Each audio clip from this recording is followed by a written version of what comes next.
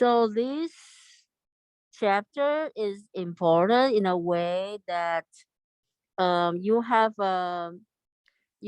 a assignment due in few weeks about strategic plan. So we're going to talk about what you need to do there. Actually, if you go to BSG game, click on the assignment, they will kind of tell you what you need to fill out in the strategic plan. Okay, and basically, in the beginning, you need to have a vision, strategic vision. You need to have a mission statement, and then you need to have some set up some core values. Those are not 100% required. Like if you go to different companies' website, they might not have all the three elements, but we're going to just go through each of those and then see what we need to do there. And then you need to set the objectives.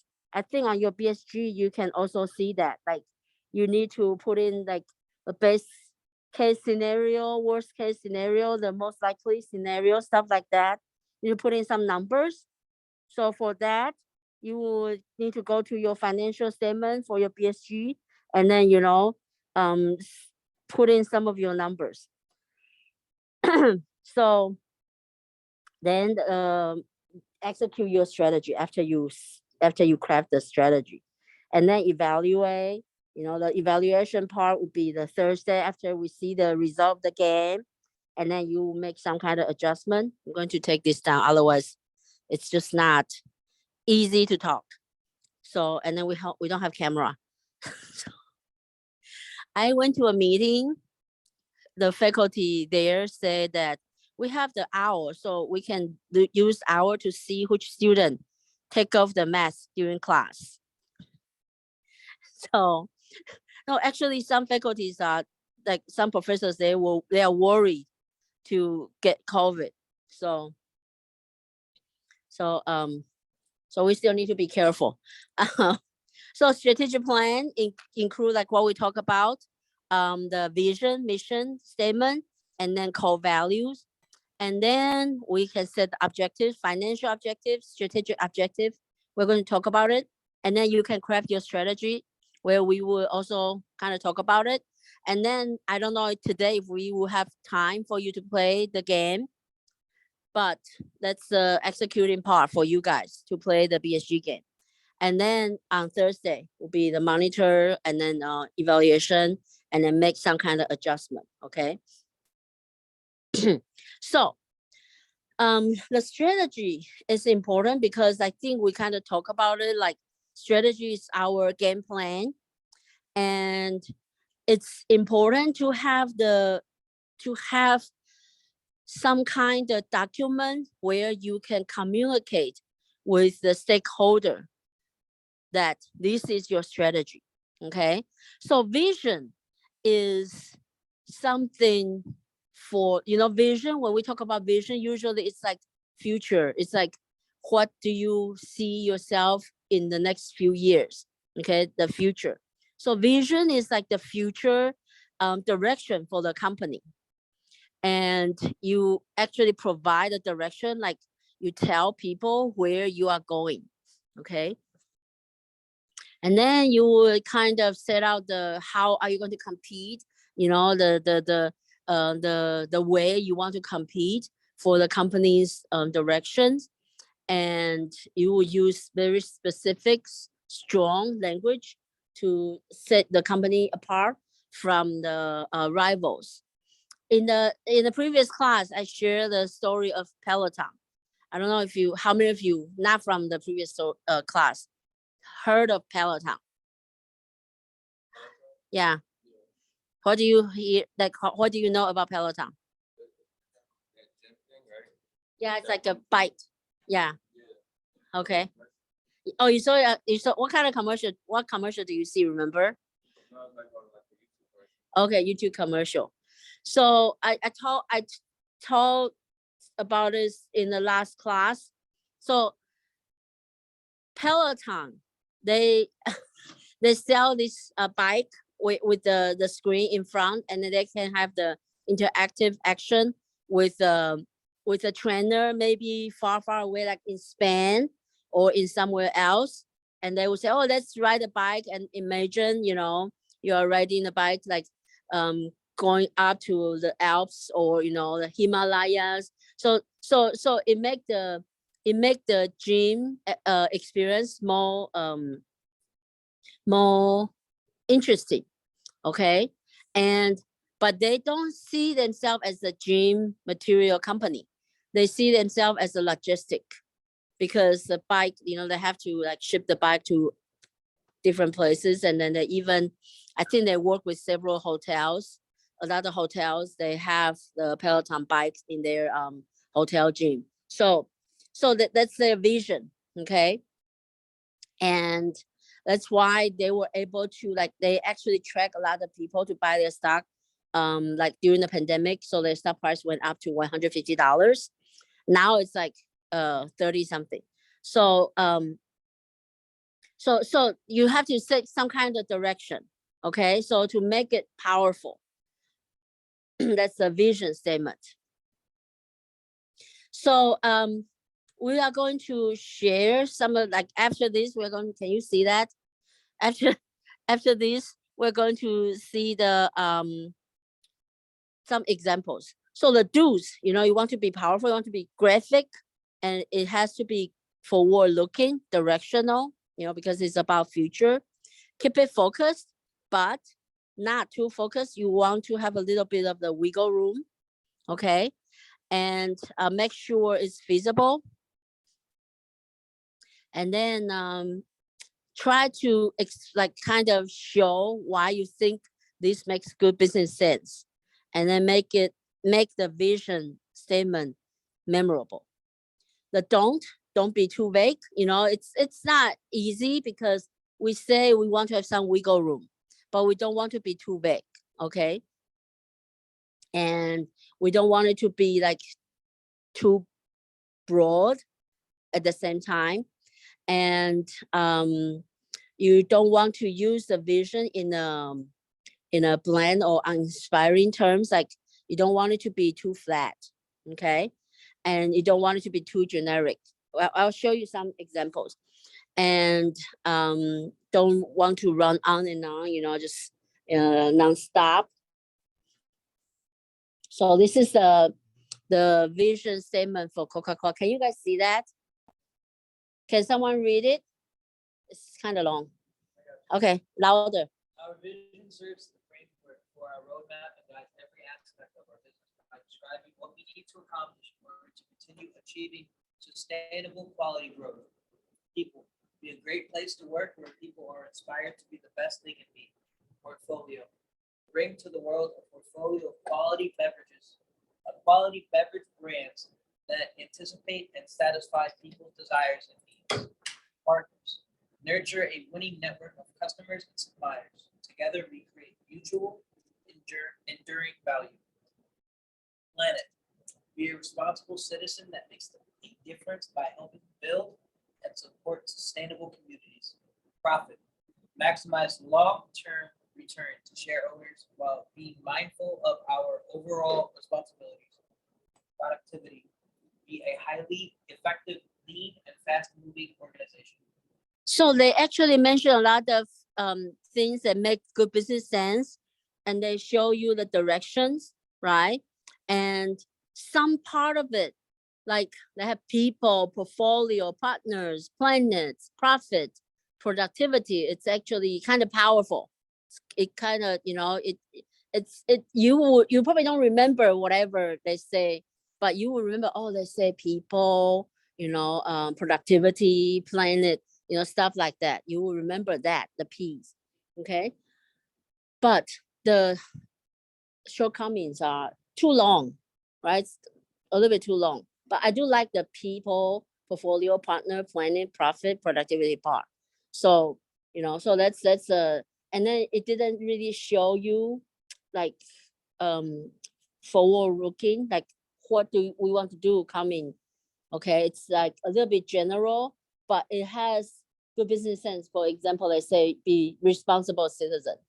Okay, and then planet, make difference by building the sustainable community. So that's good. Okay. But it's not like, oh, in the future, you know, what are we going to do? So that's shortcomings. The next one, who can read this one? Joyful, could you read it? Unfortunately, you are the only name I remember.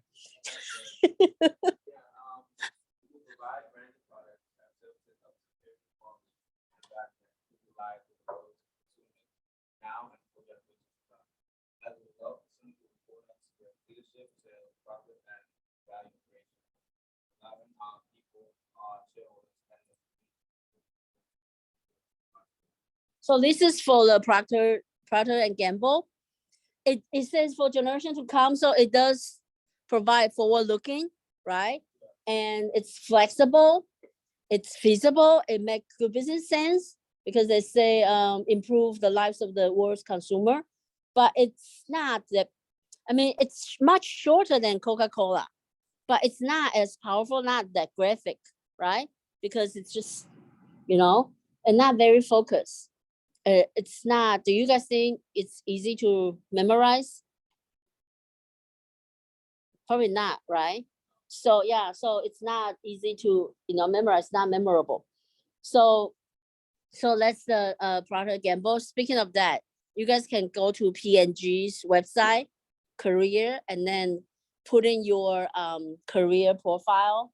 I think they hire people with GPA 3.2 or 5 above. But once you fill out the thing, and then they will ask you to do some personality tests. Once you do that, you got a box of sample from P&G. It's kind of neat. Like sometimes they give you like the latest product, you know, the small samples, but it's interesting to see those products, to see you know, oh, this is new things, and then yeah. So you can, you know, you can try to do that, and maybe if your personality matches what I want, they will, you know, give you a call. So that's P&G. So the thing with the focus or the graphic is P&G, they pretty much sells everything. So it's kind of difficult for them as well, right? They how are they going to be like, you know, specific? It's a little bit difficult. So, and then now on the next one, let me get the, oh, you already have the, so who wants to read this one? The shortest. Come on, okay.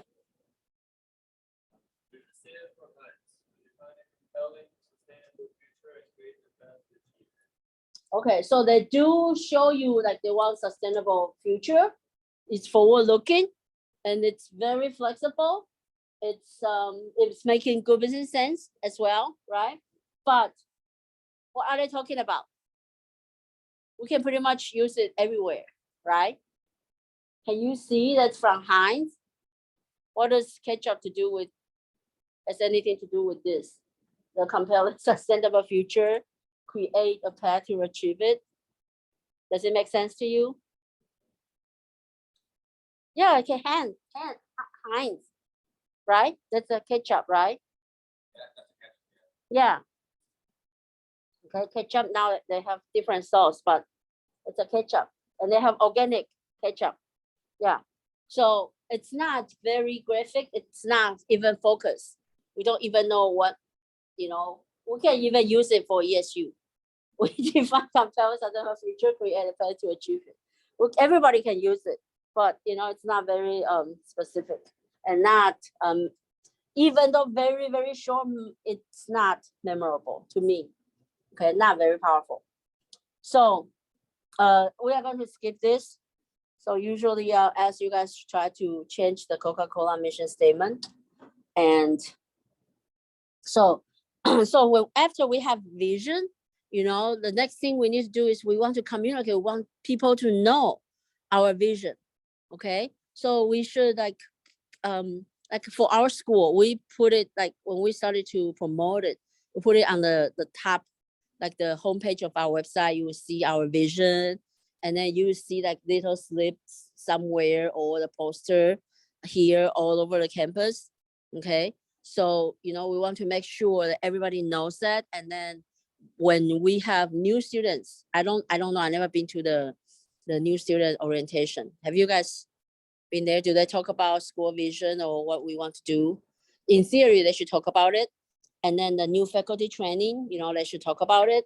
Okay. So in theory, you know, they should talk about it in different type of settings. Try to make sure everybody knows this is our vision. This is what we are going to do. So this is how we promote things. And so it's important because when everybody knows the vision, that they know that's what companies want to do in the future, and that's the direction. So, and usually we should have some kind of mechanism, like the incentive to promote, you know, our vision. But I don't think we have that here. So just make sure, you know, we have it in writing and distribute it. And then, you know, I just kind of talk about it, you know, kind of explain our vision, and then kind of, you know, do the internal marketing, you know, to sell the idea for our vision statement. And then some, you know, it's better to have a memorable slogan. I think ours is, I forgot, ESU, innovate ESU or something. And yeah, I think it's like innovate ESU. So, so, and then, like I said, you know, try to emphasize the positive payoff for making this happen. So,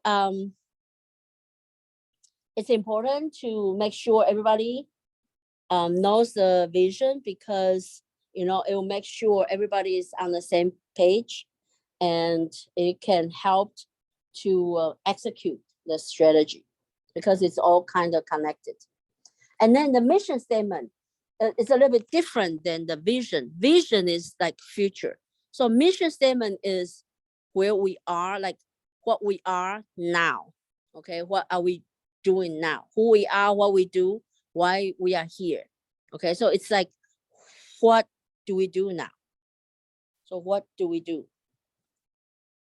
So the mission statement is it will talk about their purpose, who or what market they are targeting, what kind of client they are targeting, okay, and how are they going to do their business. I'm going to share. So, okay, so the ideal mission statement, they will tell you, they will kind of tell you their product or services, okay, and they will specify the buyer's need. So they will tell you what kind of clients they are looking for. Okay, they say, oh, we are going to serve this, so that's that. And then they will identify the customer group or market, and they will tell you how are they going to do to please their customers, and what are they, like, what do they do differently compared to their rivals.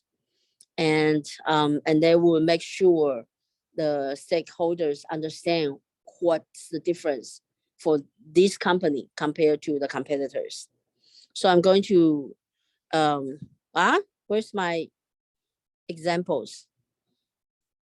I don't have the examples. Jeez. Wait. Did I accidentally deleted it? Wait. It's important. So I'm going to find the old, I have it here. The old slides.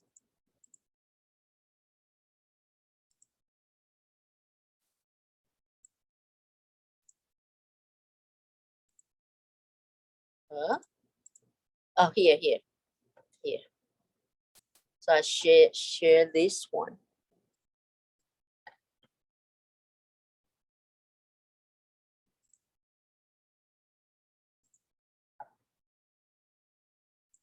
Okay. So can you guys see it on your screen? Did I share the right thing? So the Apple's mission statement is, can someone read it? So see, they tell you the product. right? And they tells you, like they want to, their target is that they want to serve the best personal computer, and then they are the digital music revolution. Who can read it? You want to read it again? Okay. Apple's current mission statement is Apple designs Macs, the best personal computers in the world, along with OS X, iLife, iWork, and professional software. Apple leads the digital music revolution with its iPods and iTunes online store. Okay. So you can see this was written. You can I'm sure you guys can tell it's written before iPhone was popular, right? It's like the beginning of iPod and iTunes. Have you guys heard of iLife and iWork? No, it's like it's old. Okay, so that's the thing with the mission statement, but that tells you, and Mac still there. So that tells you they want to sell the best personal computer, and they want to do the professional software and the digital music revolution. But they didn't know, maybe 10 years after, iPhone was their cash cow. My iPhone makes the most money every year. So that's apples. Who wants to read the second bullet point? Okay, thank you. Louder. So which company do you think this is? Very good. Yeah, Walmart.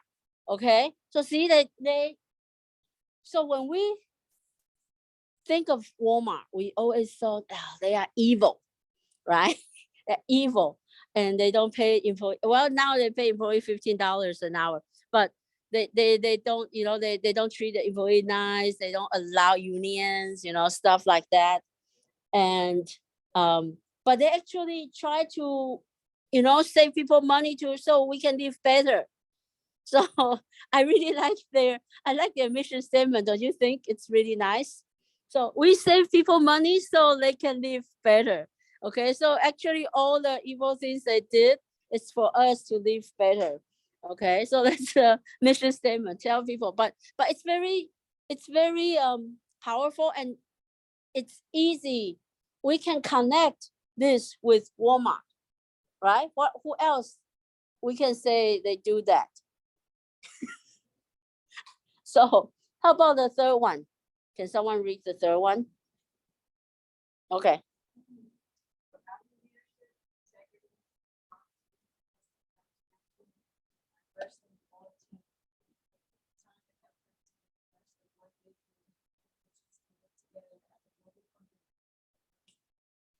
Okay. So the keywords here is global company, aerospace, leadership. Which company do you think this is?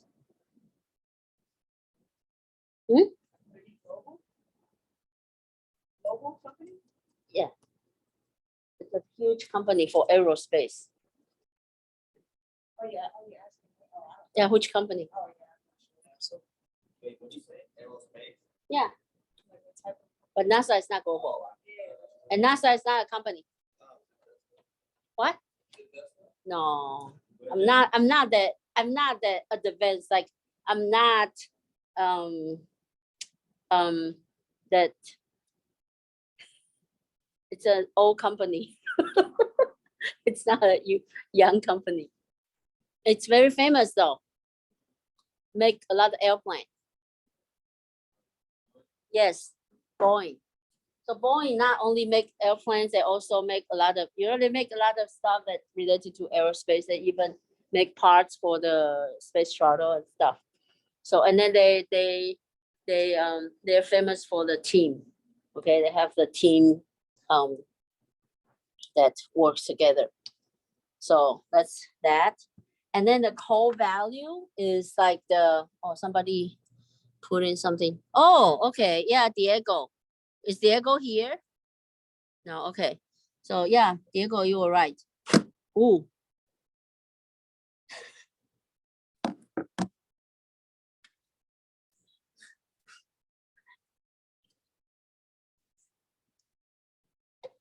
I try to.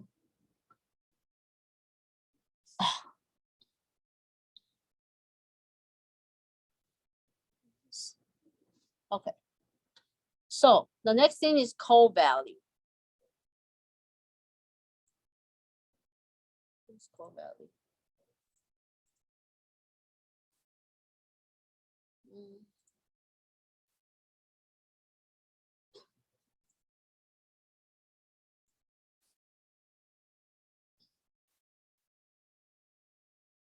Okay.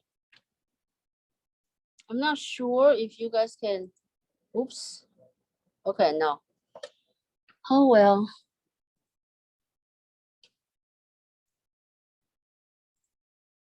Okay, let me click this one.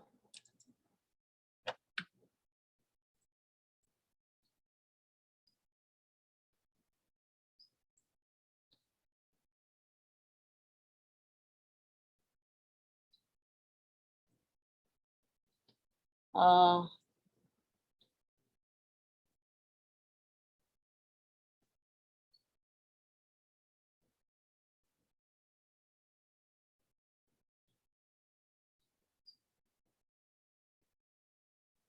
to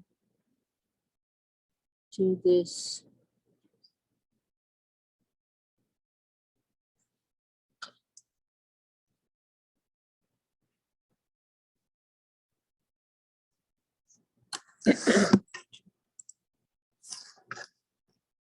Oh wait.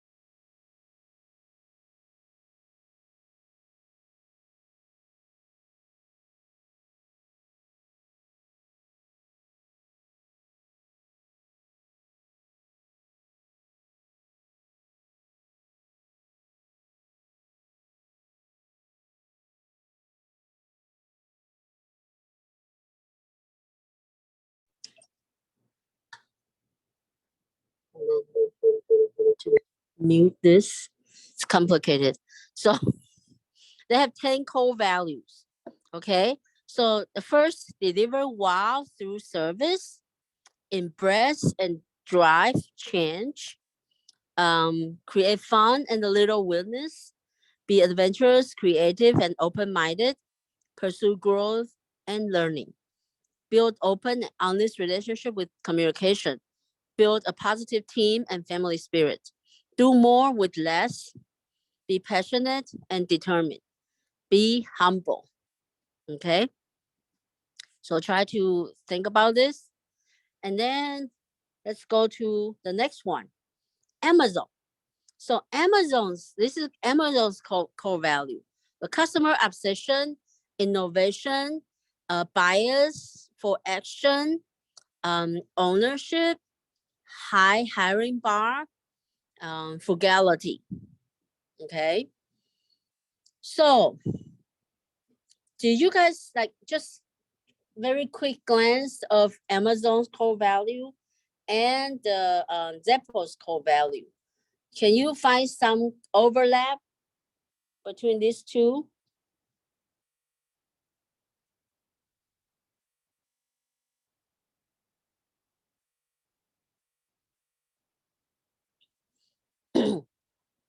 So the overlap, anybody can like point out some of the overlap?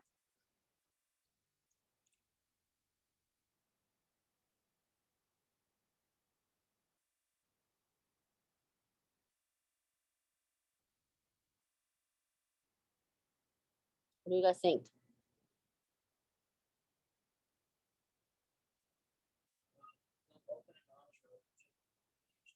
Okay. In regards to Amazon, they work with their customers and they work backwards. Okay. So they build that relationship with the customer and they work backwards from. Okay. But at the same hand, they don't directly focus entirely upon the customer. Yes. That way they don't backtrack a little bit Yes. or get stuck upon what the customer wants. So that's one of the overlap. Anybody find anything else? Overlap between Amazon and Zappos? How about do more with less? Do more with less. Let's see. In Amazon, what that kind of looks similar?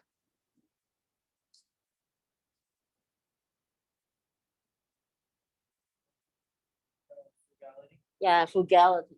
Okay. So and then yeah, so they actually share some kind of overlap. So actually in 2009, Amazon acquires Apple, and guess how much they pay? I think it's like 1.5 or 1.3 billion dollars. So yeah, and one of the condition is the CEO Tony Hsieh, he has to stay as CEO for at least 3 years. I think he's still the CEO. Even no, he's not. Oh yeah. I forgot. So yeah, you're right. He died last year. Yeah, in not last year, a few years ago, right? Yeah, in South or North of Connecticut. Yeah. So yeah, speaking of that, I was searching that, and I think it's weird.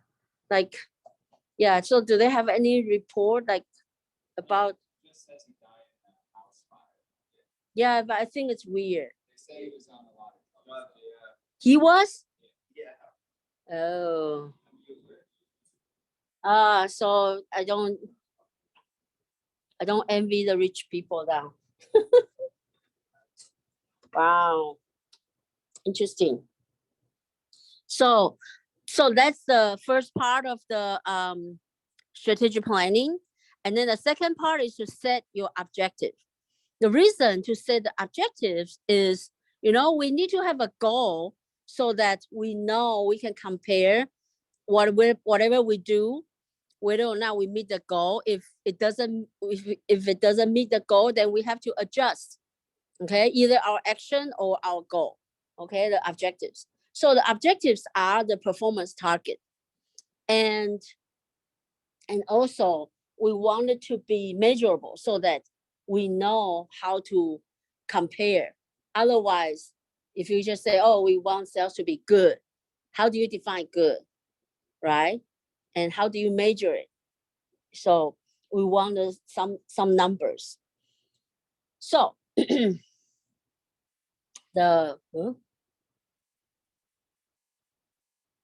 is weird.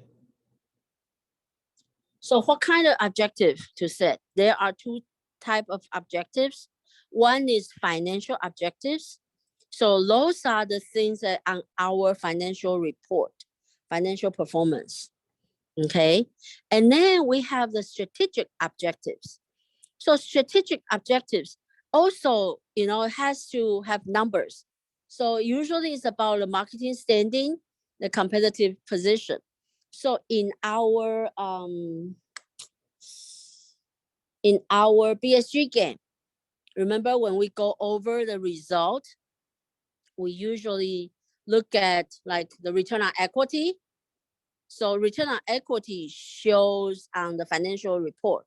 So that's part of the financial objectives. And then we also look at the market share.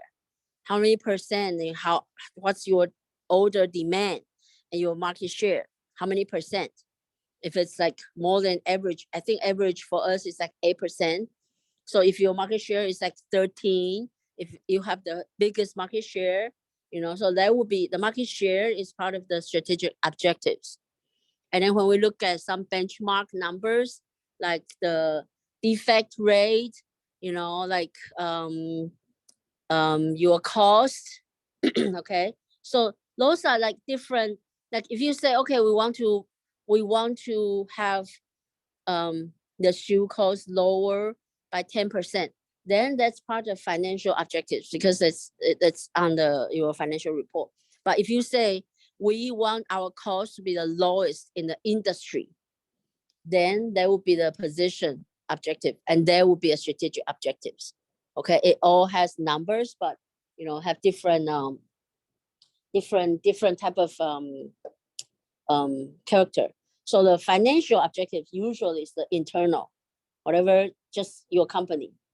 Okay. And then the strategic will be external when you compare to the market, when you compare to your competitors.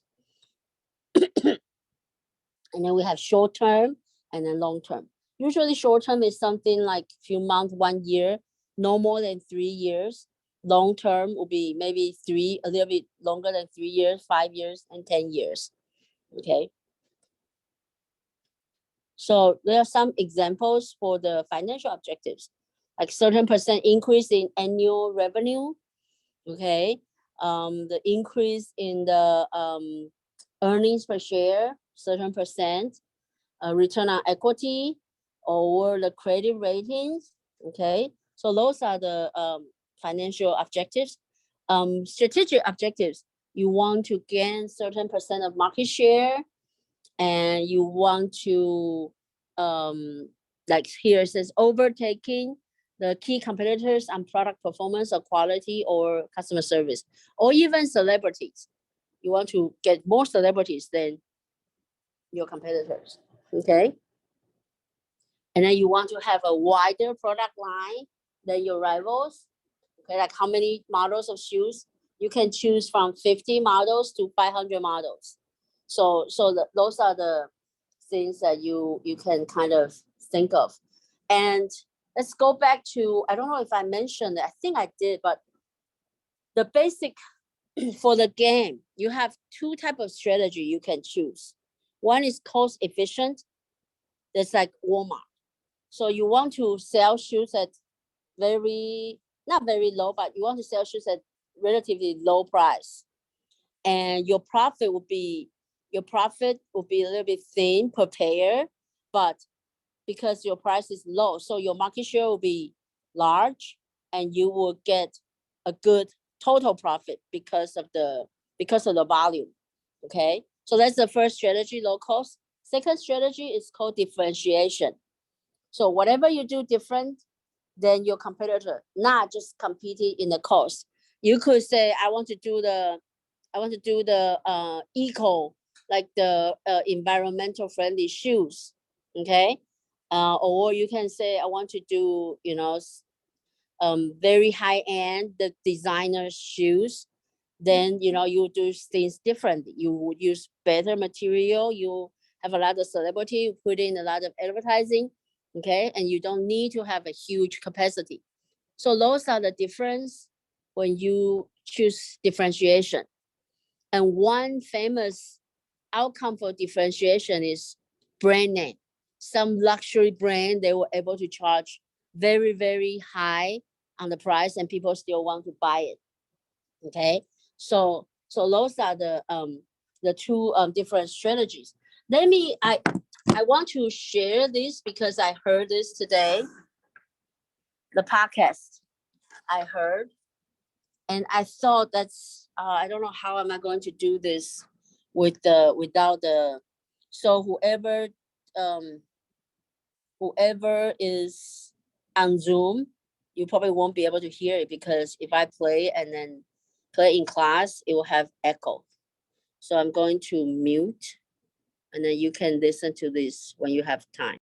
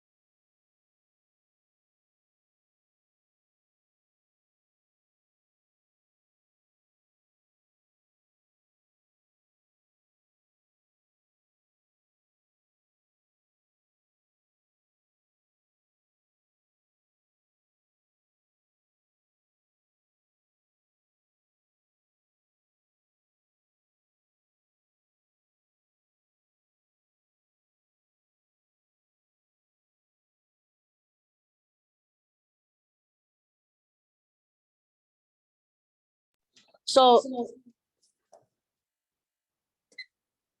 if you want to go with the differentiation, then in the BSG game wise, the execution part, okay, then you will have to like try to maybe design more models. You know, that's something that, you know, when you have more models, the cost will be higher.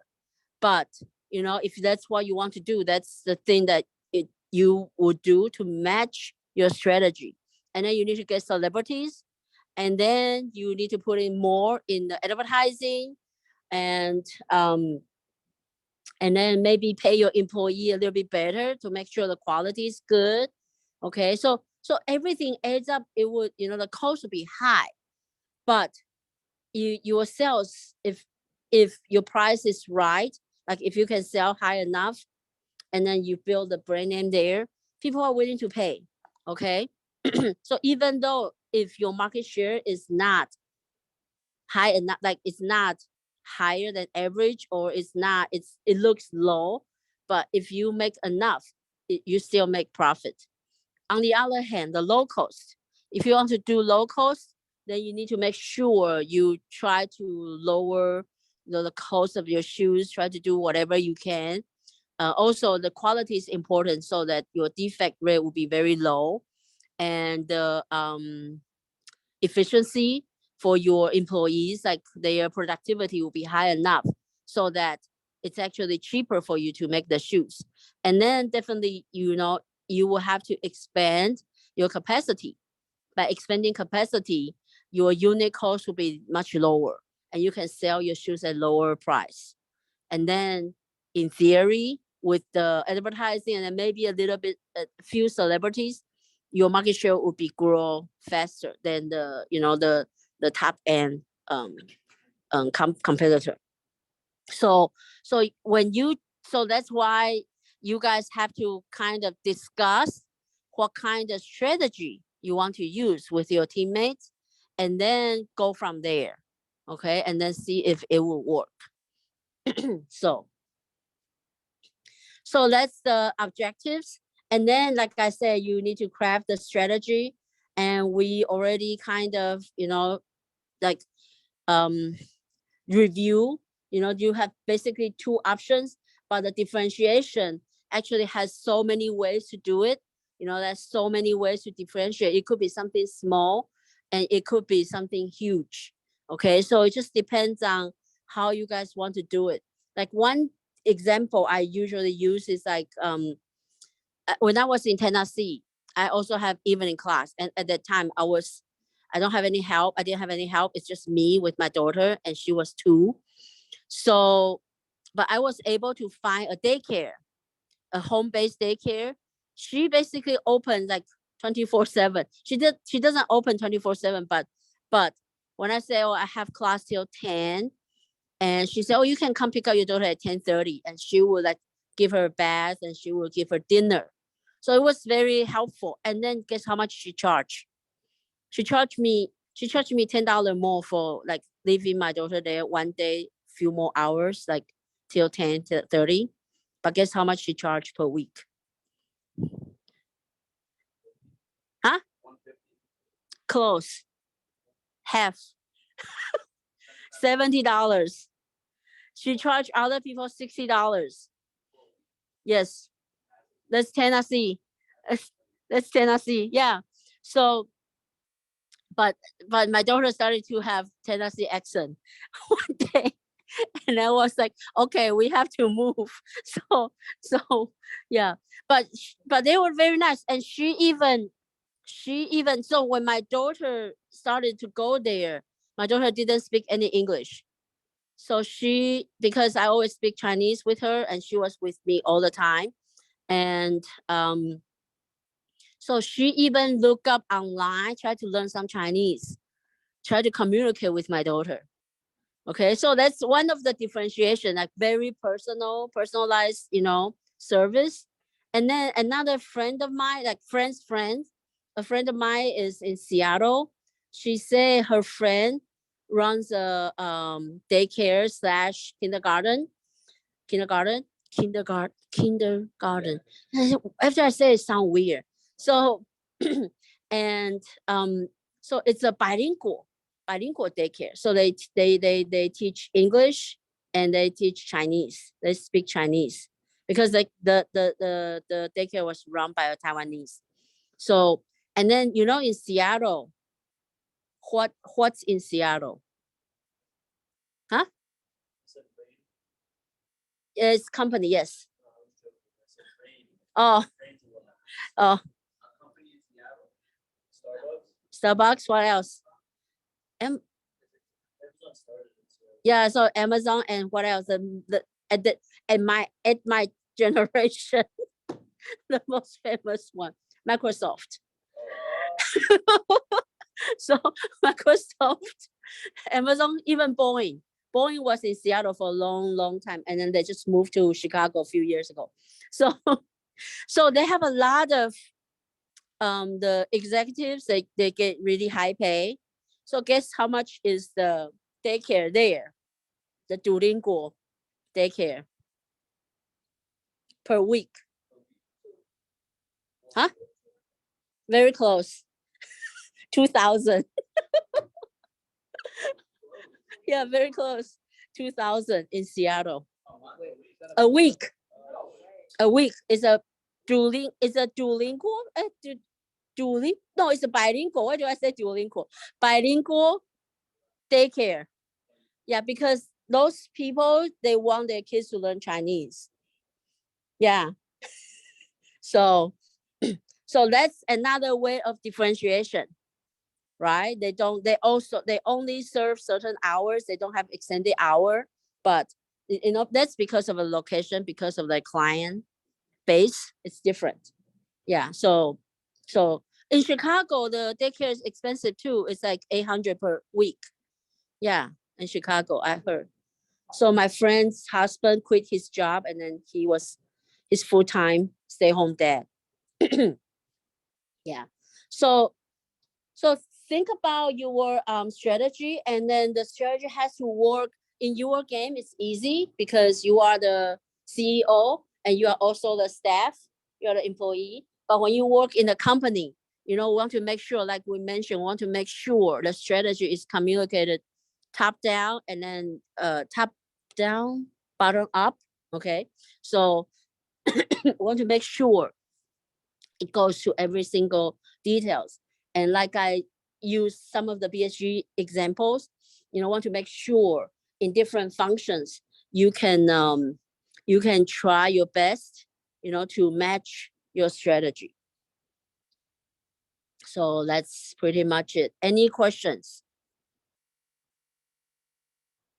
So when you have strategy, executing is the difficult part, like when you play the game.